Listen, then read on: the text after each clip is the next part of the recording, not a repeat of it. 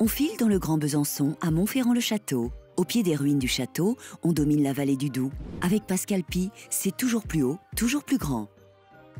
Bienvenue dans la saison 2. À Besançon, on revient avec du lourd. Aujourd'hui, je vous fais découvrir une très belle propriété qui fait 488 mètres carrés.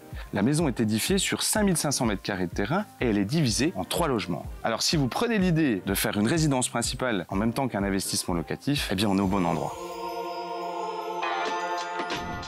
La maison principale, elle est magnifique, chargée d'histoire. On a de la pierre apparente, des poutres, enfin beaucoup de cachets.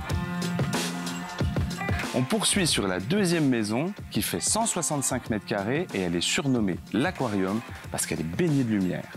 L'Aquarium et le loft génèrent un revenu locatif mensuel de 1 870 €, hors charge évidemment. En cas d'acquisition d'un bien à louer avec un locataire en place, sachez que vous devez respecter le bail qui est en cours. Mon conseil du jour, c'est de bien récupérer ce document afin que vous puissiez faire une acquisition objective et sereine. Pour cette propriété située à Montferrand-le-Château, notre consultant Pascal Pi a négocié cette exclusivité au prix de 932 000 €. Deuxième visite avec Pascal dans le centre-ville de Besançon. Enfin, ça, c'est la statue du marquis Jouffroy d'Aban, pas Pascal.